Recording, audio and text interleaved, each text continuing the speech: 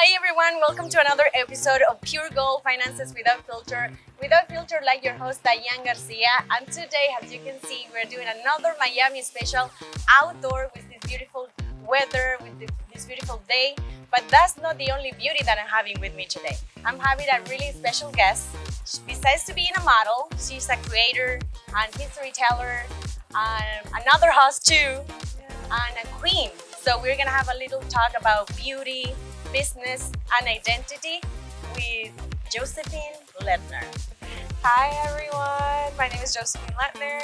You guys can also call me Josie, and I'm really happy to be here with you today. Thank you for inviting me. I'm so happy that we made it. It has been a really crazy, busy week in the Miami Swim Week. We're here, we get together here, we met here, and I'm so glad that we get to connect and talk about a little bit your history. So let's start like about talking about who is Josie. Oh gosh. Yes. Who is Josie? I think the best way I can describe myself is by how like other people describe me, and that is as someone who is always busy, always running around, always working. Like, I think that's the biggest, as someone who actually has been able to do the things that she said she wanted to do, I'm really grateful and I'm really proud of myself for being able to accomplish some of the things that I've accomplished and I'm still working towards. But I don't know, Josie is so many things. It's so difficult to like put yourself in one spot. Yeah, no. I feel like I'm multifaceted. I'm someone who likes to have fun, someone who likes to find a way to make business tied to my passions. And yeah, me. I think is really incredible how you find like your passion. First of all, you connect with it, and then it's not just about beauty. It's about what people can see in you from the inside out. That's the way I get connected to you, because this week has been full of beauty, but it's about what you project to people. How do you feel like models in general can do that? Like, because most of them just see the outside. How can you project what you are from the inside? Honestly, I think it all comes back to like being yourself, right? Because when you model, a lot of times you feel like you kind of have to be quiet, or you have to stay to yourself and just be like a clothing hanger or be what everyone wants you to be. But I found that the best models and the most successful models are models that are themselves. And I'm someone who I feel like I lead with love. I feel like I do everything with love. I feel like I'm like an embodiment of love. So I try to just showcase that through how I am. I don't think too much. I kind of just act. I think that's the best way to be authentic. Yes, I feel like being authentic is, I'm really into manifesting and like law of assumption and energy and frequency. And I've read and I've heard before that being authentic and vibrating at a level where you're truly being yourself is how you're able to really manifest things into your reality faster. I agree 100% with you. I'm really into that things too, and I think that's the way your energy or you vibe a certain frequency and you connect with the people that you have to. Not with the other ones. They're not for you. They're just not for you. But just tell us about how your journey in the modeling started. Oh gosh. Okay. So how did my journey start? I always wanted to be a model ever since I was a kid. Okay. Yeah, I used to watch America's Next Top Model like crazy. I've seen every single season since when I was young. My mom knew I always wanted to model. I think that was one of the first things that I can think back to what I said I wanted to do when I was a little kid. And it never really worked out. I mean, like, my mom tried. She put me in different like acting and modeling schools, but nothing really picked up at that time. And I think maybe that worked out for the better, because I became an adult and I started getting into content creation during 2020 when it was like a big wave of influencers. Yeah. And I started to feel like, okay, well, if they can do it, like, why can't I? Yeah. And I started to really build this like belief in myself that if someone else can do it, then I can do it too, especially with something that I've always wanted to do. So I figured out how to get into modeling freelance. I didn't even know that you could really model outside of being with an agency. And I found that there were girls modeling every day. And I found that like there are people that like you could do one shoot and you're calling yourself a model. So I was like, why can't I be a model? So I did tiny shows here and there, and then I did As an independent. as an independent model, and I did my first Miami Swim Week show maybe like 4 years ago. I got casted through an online submission, and then another through that I found out about other castings, and then I started doing more collaborative photo shoots, and I would do one photo shoot, and then photographers would DM me and they would say, "Hey, do you want to collaborate?" And I'm someone who's somewhat fearless, so I would say yes, and I'm very grateful because I've had a lot of creatives that have wanted to work with me and have seen like value in me and wanted to collaborate with me. And since then, it's just been a lot of like photo shoots and runways, and I would say being consistent. I think that's the key. I have seen when you told me we were chatting around this week, the different events, everyone is so busy.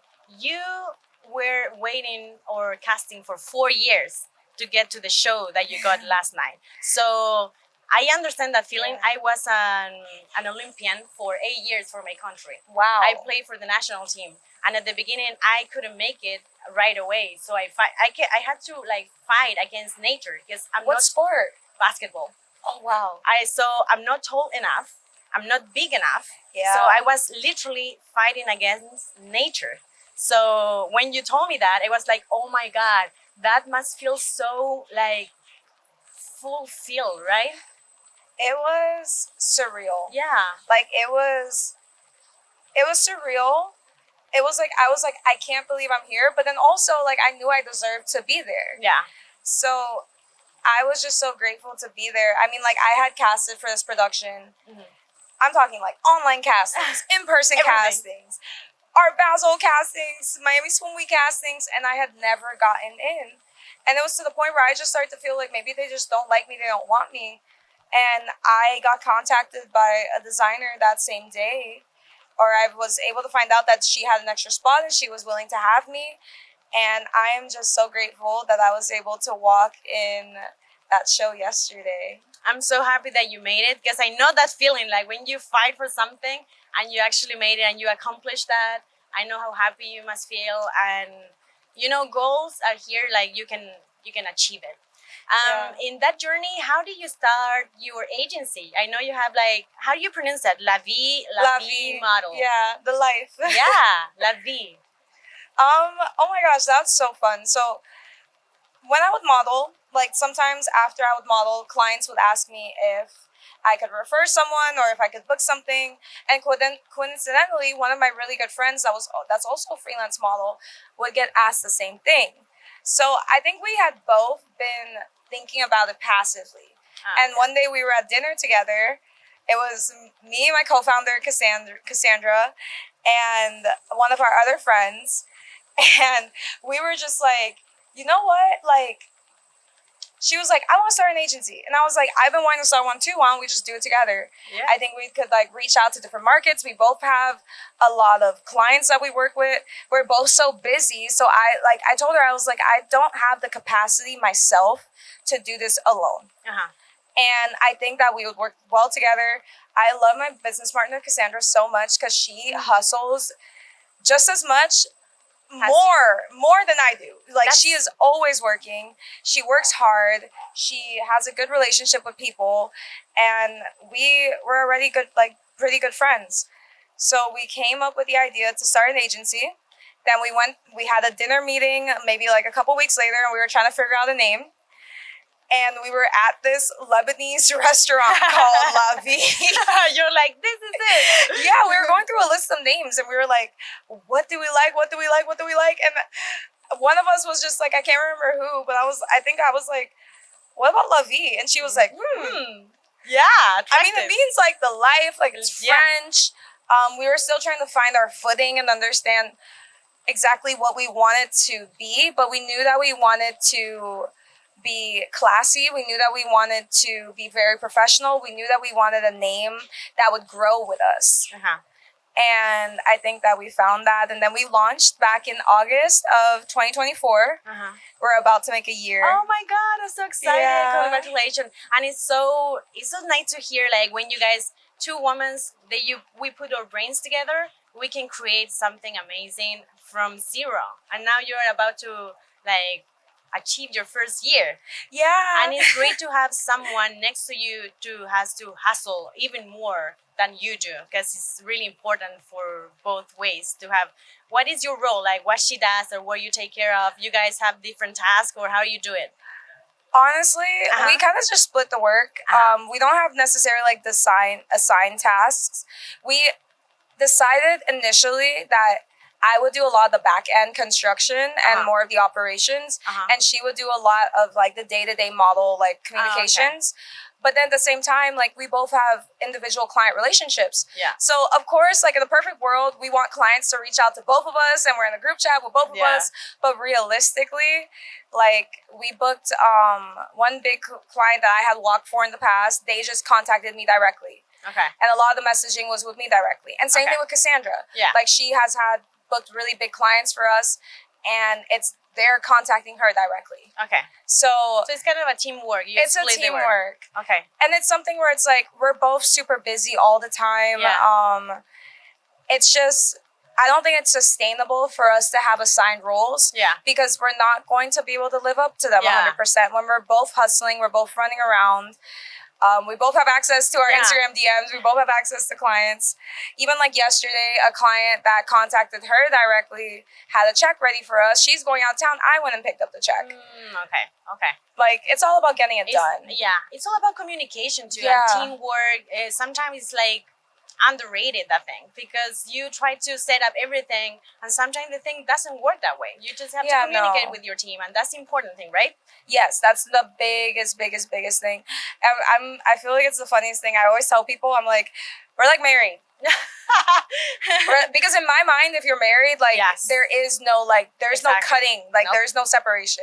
I told her, I'm like, I can't look at you as like a business partner or like a friend, because business partners you can fight, friends you can fight. We're locked in. Yeah. I like that idea better. Yeah. I think like it's more like about loyalty and more like soft skills, not about just strengths. I wanted to know about your experience of representing IT. I wanted to, yes. When you told me, I was like, oh my gosh, you must have so many things to say about that experience. Oh my gosh. It's funny because at the show I was at yesterday, I actually ran into one of my pageant sisters from the pageant Miss Canada when I went to go represent. Yeah.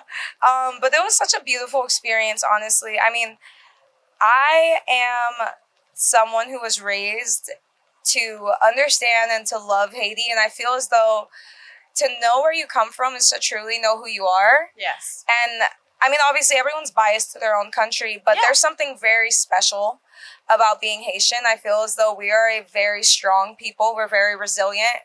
We fight. We don't let go of things. Like, we are extremely resilient. And that's something that I see in myself, like, regularly whenever I'm doing things. Even when I went to my pageant, like, I kept telling myself that, like, I'm here, and obviously I'm Josie, but I'm not Josie, like, I'm Haiti. And I'm representing Haiti. And I made it a point every day during my pageant at Miss Panamerican International to show up as a good representation of Haiti and to shine a light on our people and to educate people. I think that's such an amazing thing, because people just think that this kind of programs or situation that we went through when we represent our countries is just about, like in your case, just about beauty. And it's so much more behind that, like so much more to see, and all the training, the preparation that you gotta be. Like, it was so similar to me too, because when I represent my country, I was like a fighter. Like, you gotta go there and against another countries, but outside the court, we were all like friends and getting along and enjoying the process. But inside there, it's all about the competition. So how do you get prepared for that? Oh my gosh. Okay, so it was my first pageant. I had never done a pageant. Oh my God. I feel like you get everything you want. Yeah. Because I wanted to do pageants. My mom didn't let me. And then I got asked to do it. And she was like, I don't know how we're going to do it, but if you want to do it. She was like, she told me flat out, she's like, I'm not paying for anything. And I was like, it's fine. I'll figure it out. I figure everything out. It's going to get done. Yeah. And I prepared non-stop. Well, for one, I had never done a pageant. Uh-huh. Two, I don't want to say I was getting a lot of like criticism, but I was a new face in the Haitian pageant scene. So a lot of people were just waiting to see how I was gonna do. So to me, that meant that I had to fight 10 times harder. And then I'm also half Haitian, half German. So that's another thing is I'm not fully Haitian and I have a title. Yeah. So that also meant that like to me I had to showcase how much Haiti has such a large place in my heart and in my life and in how I was brought up. Yeah. So I would say I knew I was gonna compete maybe from I would say maybe like September of 2022 and I competed in May of 2023. Okay. The first couple it was just a bunch of months of learning how to speak, becoming media trained, and learning how to do a pageant walk and sell yourself because it's different from modeling. Like when you're in a pageant, you're selling yourself, and you're modeling, you're selling the clothes. Yeah. So I had to learn a completely different walk, which I think in turn made me a better model. I had to learn how to be completely like confident in myself. I think it definitely made me more confident because that was something that, not to say I was lacking, but I had to work on it more. Yeah. I was in a gym in the multi-purpose fitness room practicing my walk at least 4 to 5 times a week for an hour to 2 hours. Every single day. This thing is a full-time job. Like I have seen you guys, like you put so much effort in this. Like people in general, they don't know.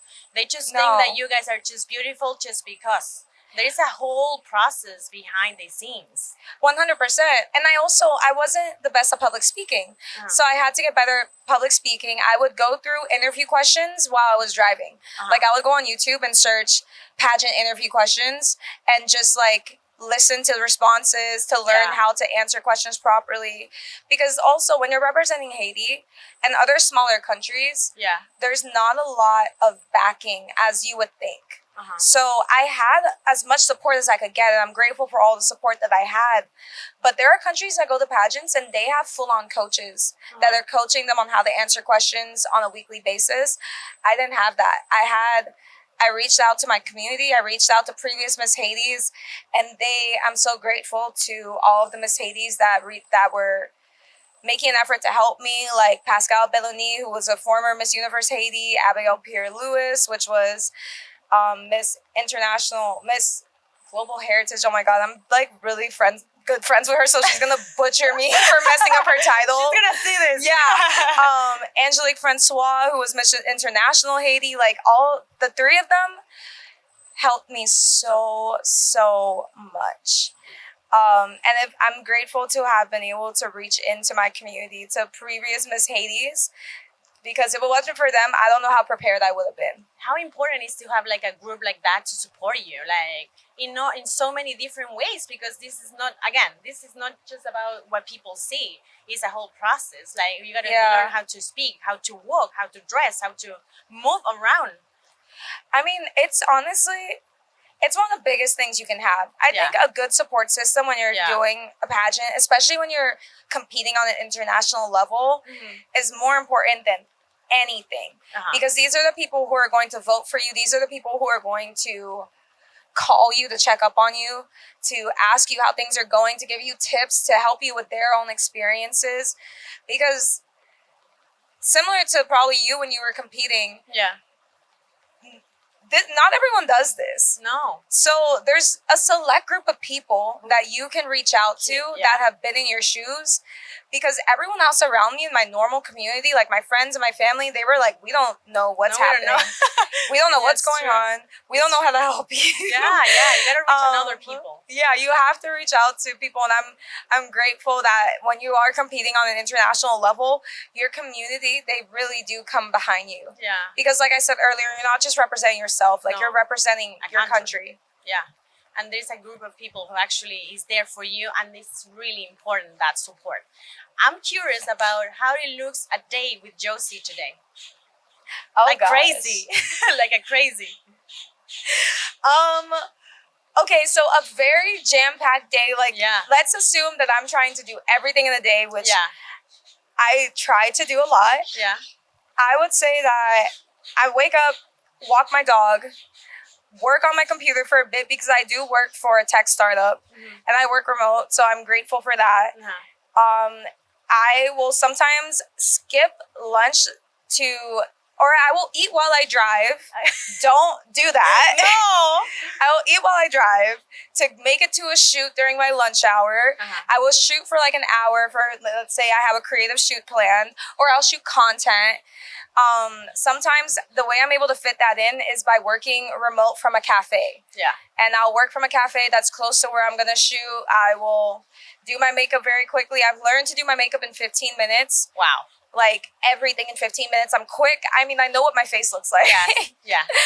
And then I will usually work again after my shoot. And while all this is happening, I'm probably texting Cassandra. Or if I'm not, I'm busy working, but I'm usually handling something with the agency throughout the day. And if I'm in my podcast season where I'm filming for my podcast, then I will film at night. Wow. Yeah. So full day busy. Full day So the busy. reason I'm asking you this is because I want to show people what is behind the scenes of just what they see. You know what I mean? Because they're just used to see the top of the iceberg, like people say. But there's so much work behind that. Yeah. And how do you balance that? Because you told me already, and I said at the beginning, you are a podcast host, you are a writer, you are a model. I do. I'm an author. I have a children's book. Yeah. So how do you balance all of that? You don't.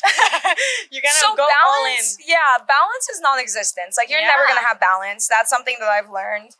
But I have found that you need to put consistency towards something every day. You don't need to give everything 100% every day, but you need to give everything at least 2% every day. As long as you're going towards one of your projects, you're being consistent. It's when you stop that you have a problem. The most successful people in the world didn't get there through talent. I mean, obviously talent plays a role, but it's through consistency and hard work. And I'm someone that I find work to be fulfilling. I don't like to sit around. I'm someone that needs to. It's funny, I looked into like my life path number and it said that I'm a 5 and I guess I have to like do something new every day, which I didn't realize until I started analyzing my week. And I'm like, I do need to do something new every single day. But I'm grateful because I find balance in the sense of I've built friendships through modeling and with creatives. So when I'm shooting and when I'm doing my podcast, I'm not just like with strangers that I don't know or that I don't necessarily like. I'm with people that I like. Yeah. And I'm with people that have developed a relationship with. I am very heavy on mindfulness. So unfortunately, to be successful and to work hard, that also means cutting out a lot of things. Yeah. Yes. So I don't always listen to as much music as I may like, or I don't always watch as much TV or do as much because what I'm doing in that spare time is either like trying to meditate or do a breathing exercise or listening to like a subliminal or frequency because I'm thinking that scientifically, if I fill my brain with this, it'll help me remain calm so that I can keep doing what I need to do longer. Yes. I'm such a fan of frequencies. I am a very big fan of frequencies. I love that. I'm all about energy and frequencies. Yeah. Every day I'm really heavy on that too. But one of my mentors told me once, talking about this balance, that for achievers, for example, we like to go all in, but sometimes you only have to be good enough in order for you or me or in people in general to achieve good things in different areas. So sometimes you be so focused in one thing and you get distracted for all the other things that you got to do because you're all in on this one. But when you are like, okay, I only have to be good enough 1 or 2% on this so I can be focused on the other things too. 100%. And I also think a big thing is like, you have to give yourself grace. Yes. Like, enjoy life. Yeah, you have to give yourself grace. I rewired my self-concept, but before that I was horrible to myself. I was so overly critical to myself. Even around swim week, I'm super critical to myself, and I even had to catch myself because I used to tell myself like, I have to be so hard on myself. I have to be harder on myself than everyone else. Yeah. Because like I would tell myself like, oh, like my friends are just gonna be nice to me, and then like Yeah. the world is gonna beat me down, so I have to Yes. beat myself down first.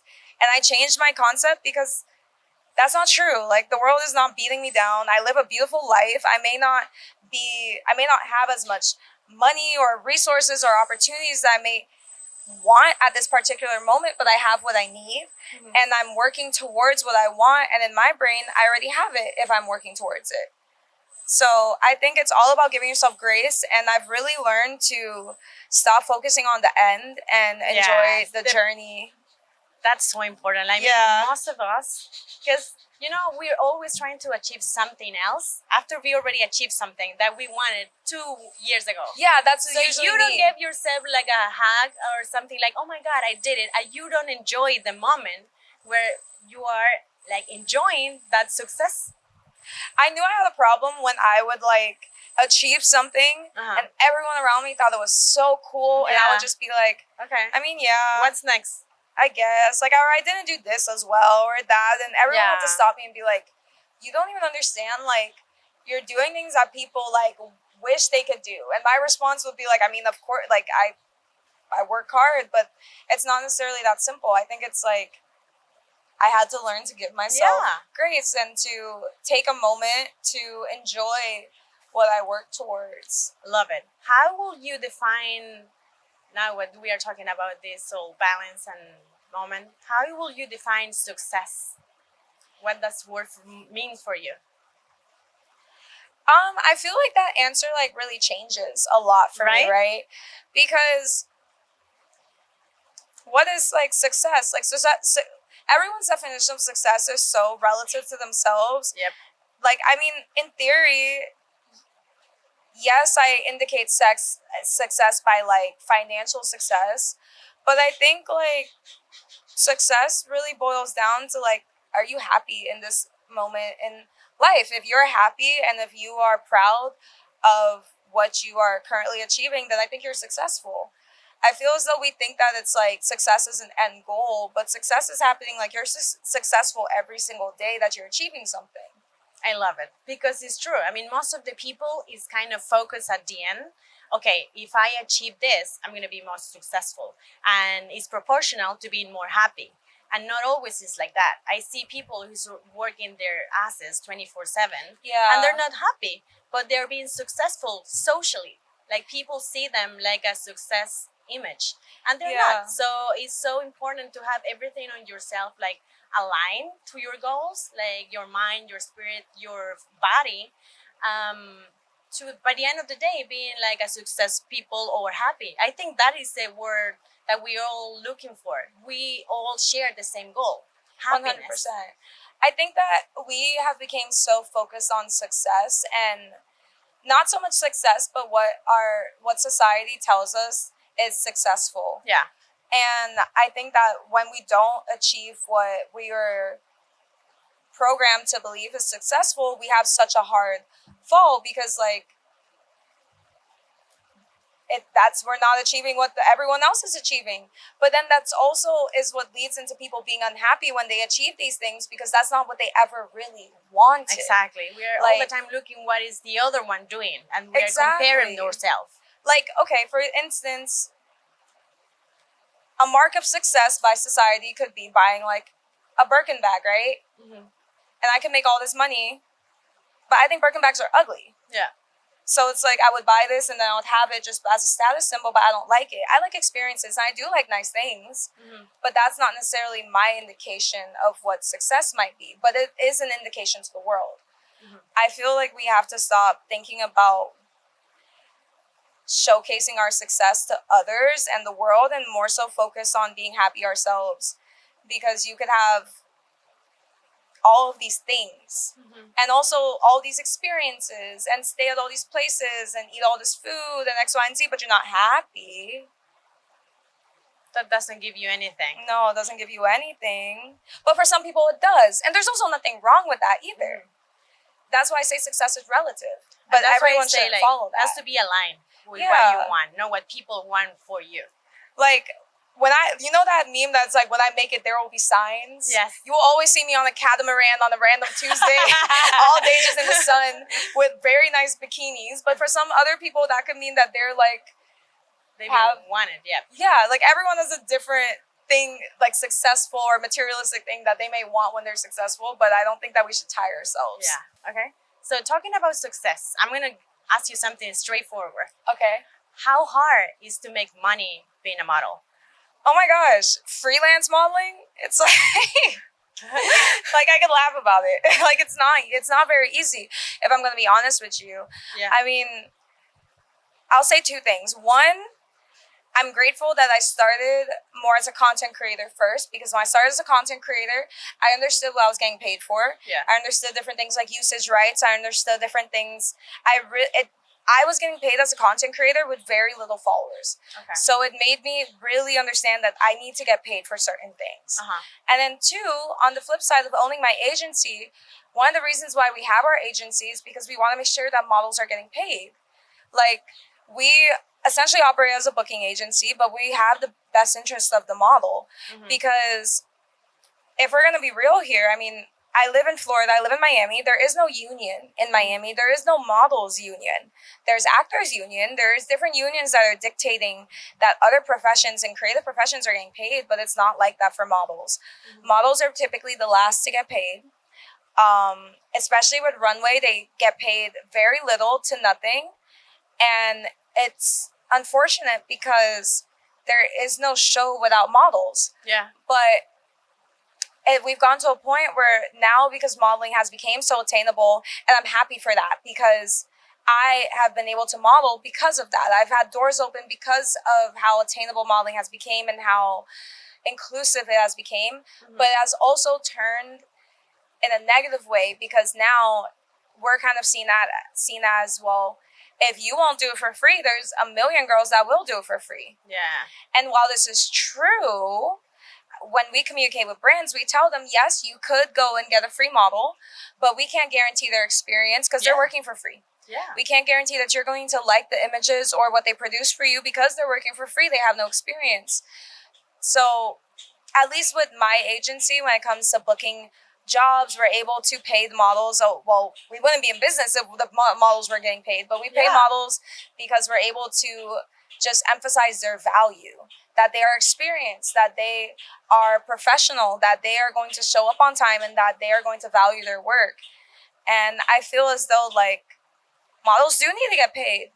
Like, yes, I'm grateful to have the opportunity to be here, but you're also using my intellectual property. Yeah. And I've seen productions where it's also messed up because not all media gets paid, but if there's a show that's being produced and designers are paying to be in the show, media is getting paid. There is certain media personnel that are getting paid to be there, and the people who own the production are getting paid. Models aren't getting paid. That's not necessarily fair. I am very stuck in the middle because I still do certain things, but most of my work now, I only do things that are paid. So that's such an important point, because people only see the beauty sometimes. Like, okay, they're doing this beautiful runway, they're doing this beautiful shoot, but what about you guys have to live? And what about the money that you have to pay? You got to put food on your table. You got to eat. You got to live day by day. You have the rent to pay. So it's so important to talk about this, because I think there's not any space to actually, or maybe models who actually speak up. I don't know. How is the relationship about it? I mean, models do speak up. And because models speak up and advocate, like, we do get paid. Like, there's been things where I'm like, I'm not doing this unless I get paid, and I get paid. But I think it is also, there is still beauty in collaboration.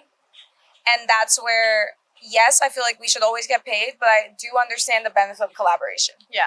Because there are opportunities that, on the flip side with, like, photographers, I've worked with some amazing photographers that people normally have to pay, and they saw something in me that they were willing to collaborate with me. Yeah. So it's like, I can't, I want to get paid, and I want to mainly get paid, but I also see the benefit of collaboration. But there is a beauty in both sides, right? Yes.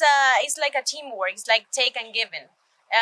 You can always like be collaborating with everybody. There's certain points and there's certain productions, because I know there's like people like me who trying to connect to people like you, and we can collaborate to get our own potential together. But there's another huge production who should be paying you for what you do, for your work, right?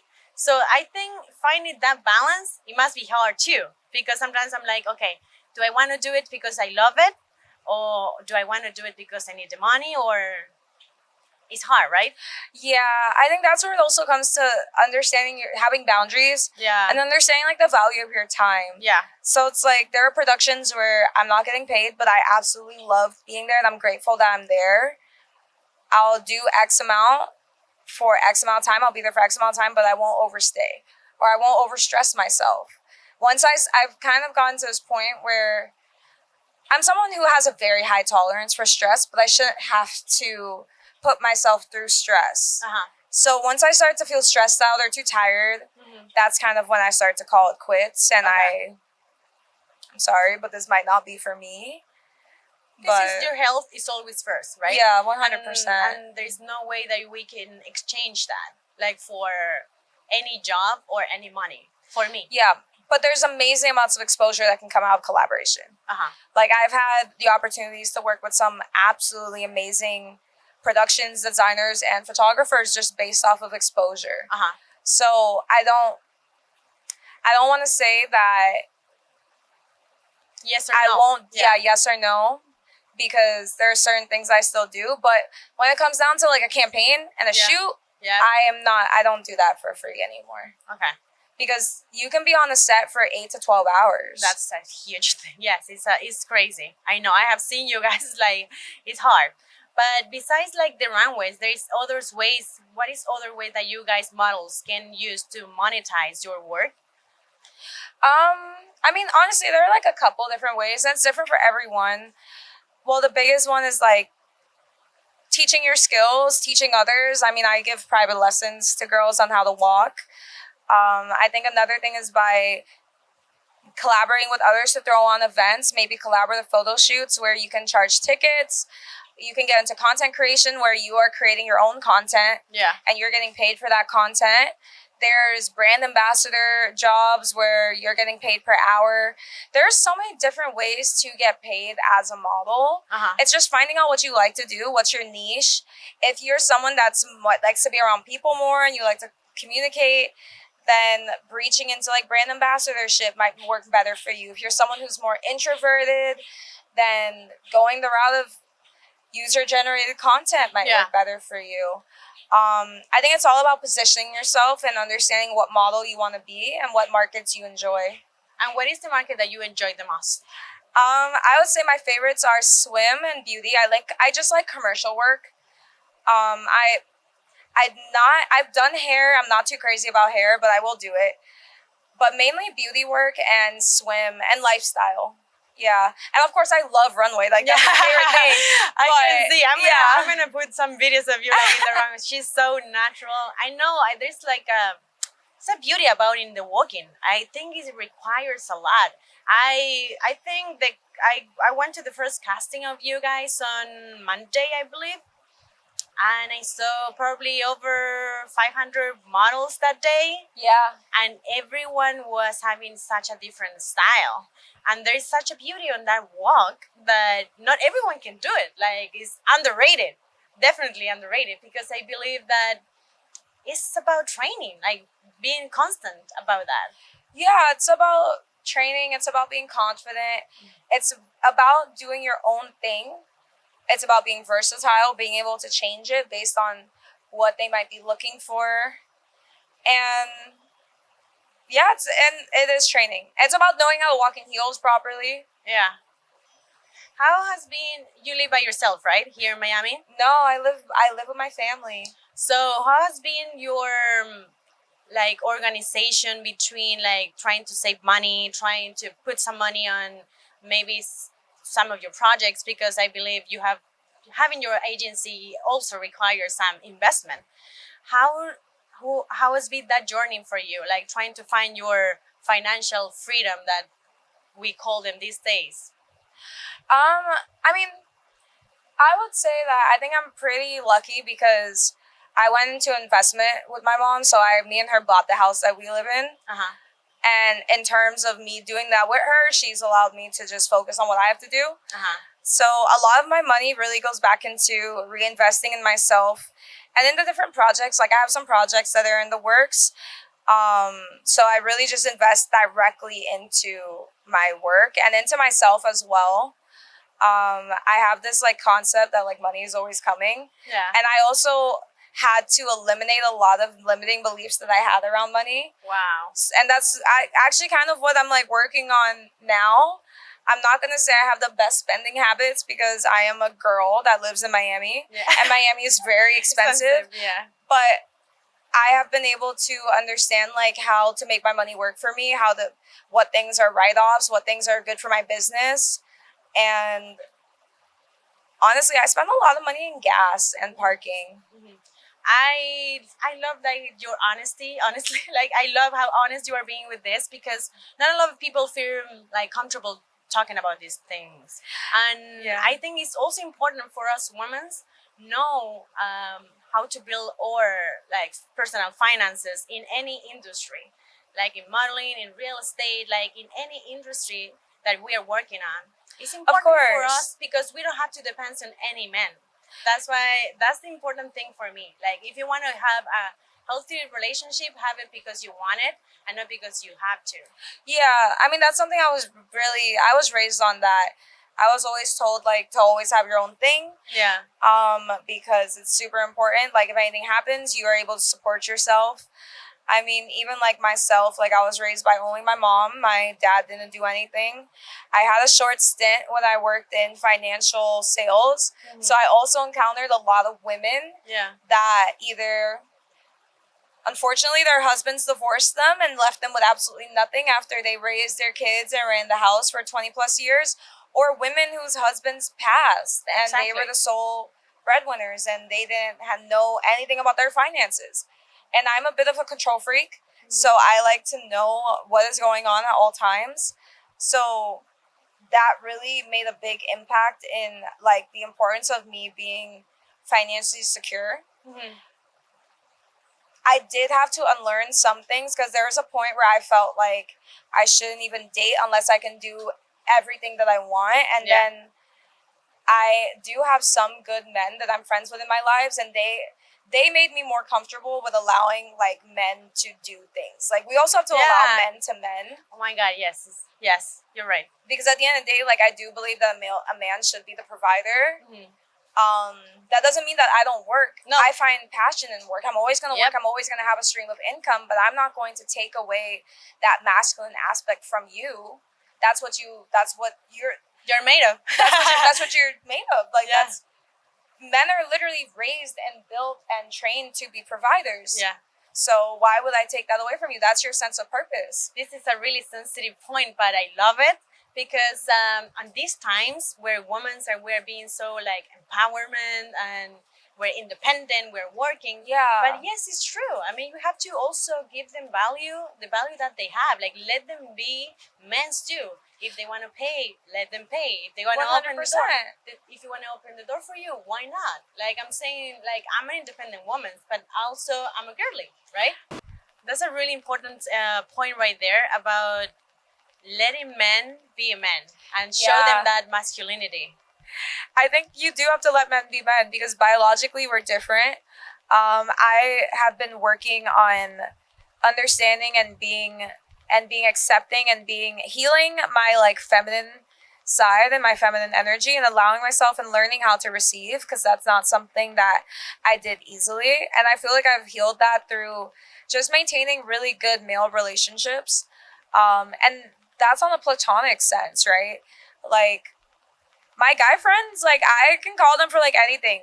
And like granted, yes, there is still the overhead notion that like a guy, granted he's nice and he's friends with you, but if you ever gave him the opportunity, okay, that's great. At the end of the day, like right now, this is my friend. Yeah.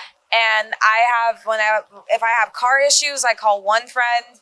If I need business advice, I call one of my other really good male friends. If I just need help with anything, because they've really taught me to allow men to men. Like I've being raised by a single mom and also just being raised in a situation where I grew up very quickly, I've always just did things. Like I've just solved problems. Yeah. And I became a very quick problem solver because of that. And now when I have problems, I'm more so like, instead of automatically going to solve them and stress myself out, I try to see like, okay, like I do have people that can help me who can help me. Yeah. Like I think a perfect example, and it also helps you figure out like who actually cares about you. Yeah. A perfect example would be that I got my car towed like 2 days ago. And I knew that. Yeah, I got my car towed. It was very stressful. And I texted this guy that has pursued interest in me. And I was already fixing the issue. Yeah. I didn't necessarily want him to fix the issue because he's not in a position where he can just come and save me. Yeah, sure. But like, I had started to feel like he didn't actually care about me. Yeah. So I was like, hey, like I just got my car towed. And I didn't want anything from him financially. I had already paid for it. I more so wanted to see if he cared. And his response was, no. And then he never checked in after I responded to him, he didn't like check in on me. Yeah. And that told me everything I needed to know. Yeah.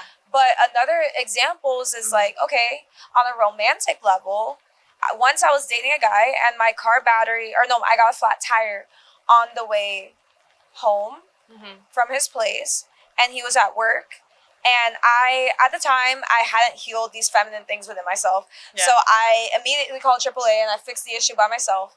But I told him what happened. Well, actually, no, he like intuitively like checked in on me. He was like, is everything okay? Like, you haven't texted me that you made it home yet. And I was like, I actually got a flat. Yeah. And he was like, are you sure you're okay? Like, I will leave work. Like, I was literally thinking to myself, like, if anything happens, like, I'll leave work, etc.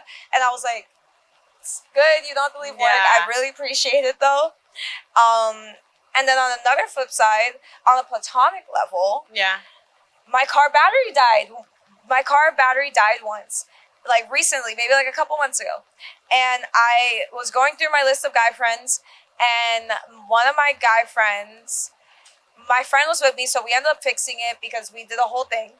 But later, my guy friend came, he picked me up, he took me to go get a car battery. Actually, no, he drove my car to get a car battery because we had jumped it. And he took care of everything. He was like, you're so stressed out, like, just be a girl. You shouldn't even have, this is not, and he was Haitian, we're Haitian. He's like, this isn't even something that, like, you're supposed to even, like, handle. No. Like, just chill. Yeah. Vibe. And that day, too, I had that same guy that I had dated in the past. We're not together anymore, but I lived close, like, my car was stopped relatively close to where he lived, so I also called him to see if he could jump my car. And he's like, I'm at work, like, I literally can't leave, but we're not romantically involved, but he still checked in on me later. Yeah. So it's like, I have these key moments of when men have platonically and romantically have cared about me and have showed that they care and have interest to make sure that I'm safe. Yeah. And then I had this other instance where he didn't care too much. And that's okay. Yeah. I mean, it's not okay, but it's okay in the sense where it's like, I'm able to push from that. And it's these romantic and platonic relationships where I allow men to lead that show me how men are supposed to act and how they're also not supposed to act. Yeah, 100%. And it's important to talk about this because this is not about men. This is about what do you want for your life. If you're 100%. trying to figure it out, like someone who match your energy, who match your like way to love, way to live, your lifestyle. Not even your goals, because you can have different goals, but let's just support each other. 100%, because I'm always like, everyone knows, like, especially with my girlfriends, like, you are not getting in an Uber. I'm driving you home. Exactly. Especially if it's late at night. Like, I'm watching to make sure you walked inside the house. We do that a lot. Like, I overextend. And I'm not saying that you need to overextend all the time. Yeah. But it's through different, just like the intention of showing that you care. That's how I know that you care. Yeah. And that goes with friendships, to romantic relationships, to family, to anything. But to circle it back to letting men, it has been through learning things like this, and that I've learned that this is, like, it's okay to let them lead. Yeah. Like, even financially, right? Like, I still believe that, like, men are providers. They need to provide. I don't want to take away from their capacity to provide. That doesn't mean that I'm not going to work. I enjoy work. I find fulfillment from work. I like nice things. I like to buy things. I don't like to ask for things. Yeah. I rather just do it myself. Yeah. So I'm always going to have a stream of income coming in. There's going to be things that maybe I want to do for the kids that you think is stupid. Yeah. At least then I can pay for it myself. Yeah. But I also believe that if you're in a happy, healthy union, you want to support your partner. Yeah. And let's say in the event that, like, my spouse wants to start something, or he wants to pivot, or even, God forbid, something happens to him. Yeah. At least we know that, like, I also have something that can help us until you get your thing back together. I'm not going to necessarily, like, up and leave because you don't have your life together, because you want to do a financial change. Yeah. If anything, if you're in a happy, healthy union, you want to help them do that. Yeah. Because people sometimes they think it has to be 50-50, and there's not that way. Sometimes it's 70-30, sometimes it's 80-20, sometimes it's 90-10. It just depends on what you're looking for, and you work together as a team, not as a proportional way to give to the other. 100%. I mean, like, I've heard different things thrown around, and I honestly agree with them. I've heard men, like, there's this concept that's like, because the man's a provider, like, a woman's money is her money. Yeah. And a man's money is his money. And a man's money is also the woman's money. Yeah. but I agree with that, because if I'm leading the house, but I'm also not, I don't believe in 50-50, because when you're married, there is no 50-50. Like, I'm not going to go to Publix and then buy groceries and then Venmo you half of the groceries. Like, that doesn't make any sense. Yeah.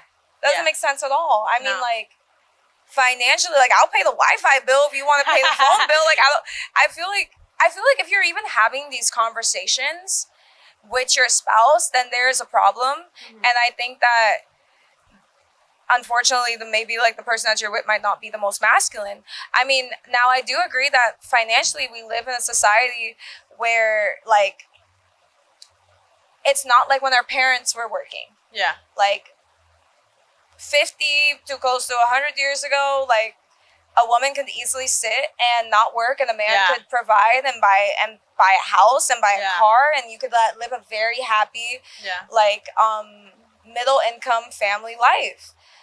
Realistically, that's not the scenario anymore. It's not the scenario, but also the times are different. Like, right now, it's not about we women are being more independent, but it's also important to talk about these things before to make any decision. Like, let's talk about finances, let's talk about religion, let's talk about uncomfortable things, because we're talking about your life plan with the other person. So I think it's important also to have this uncomfortable conversation with the partner. 100%. I mean, I think it's very important to have these conversations. Like, I'm very grateful.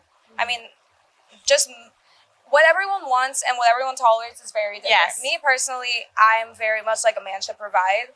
But also, like, I'm a gift giver. I buy things, I pay for things. Like, if you're sick, I'm gonna... You will spoil him anyways.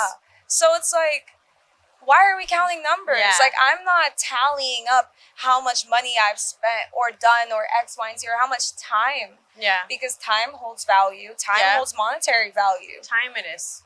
So, okay, you may be financially investing in me. Yeah.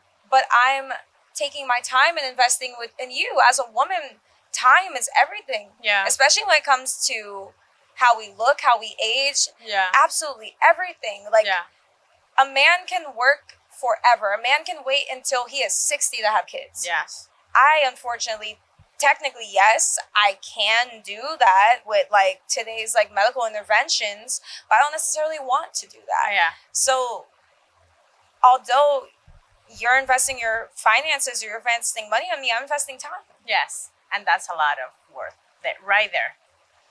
So, Josie, I've been enjoying this conversation today with you. I don't know if you have any final message to the people in general, that's something that you have in your mind and you want to communicate. We talk about everything. Gosh.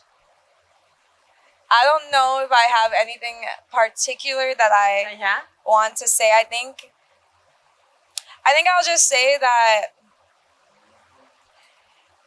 take everything I say with a grain of salt. I think it's important to have deep conversations. I think it's important to learn and unlearn. And I think that by having these conversations is how we can learn and unlearn things.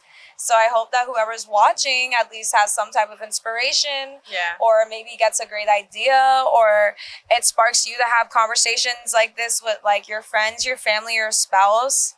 And I hope that you guys, if you learn anything from me, it's to be authentic and to lead with love. Yes, 100%. I thank you so much for being here with me. And I do want to thank our sponsor today, Chili Shade. We're having our beautiful glasses. Yes. So I have a little dynamic for you. A few questions that I write it. It's called Own It or Drop It. So I'm going to give you a few sentences and you will say if you own it or you drop it. Oh, this is fun. And like a little, and then you can say like why, okay? Let's say own it or drop it with, let's start with modeling stereotypes. Drop it. Drop the stereotypes. We're all different. We all look different. We all act different. Stereotypes should just be abolished in every sense. 100%, yes. Yeah. We have been talking about like, there's so many ways to modeling and different type of body and everything. The hustle culture. That's a tough one. No, it's not tough. It's controversial. Yeah. Drop it. Drop it. Drop it. No, it's not healthy. Hustle culture right now is not healthy, and how it's portrayed to people isn't sustainable. I mean, I do a million things every day, but I also take time for myself. We're shown that we have to do a million things all the time and not take a break, and I feel like it makes people who don't necessarily want to hustle feel like they have to hustle, and that's not for everyone. It's true. I subscribe to a degree of hustle culture. Yeah. But like, I make it. I'm not trying to hustle like that anymore. Yeah. Yes, it's true. It's true. Okay, so drop it. So drop it, guys. Financial freedom. Own it. 100%. Yeah. Let's go for it. Saying no. Own it. Own it. Yeah, you have to be able to say no. But you also, saying no has become so popular, and it's also, I feel like it's also made us become like insensitive to saying yes. And I think that we are becoming very isolated in ourselves and individualistic when we are community based as humans, and now that we've learned how the hell do we say no, yes, let's also remember showing up for each other and saying yes. Yes. Let's put some boundaries. That's the message. Boundaries, balance. So find the way. So that was it for today. Thank you for being here with me. Of course. EcoFlow Agency Video Marketing that has this beautiful setup for us, this audio, the camera, and thank you to Catalina Hotel in Miami for allowing us to use this space, this beautiful space, so we can have this little chat with Josie today. Thank you so much, and see you next time, guys. See you next time. Bye.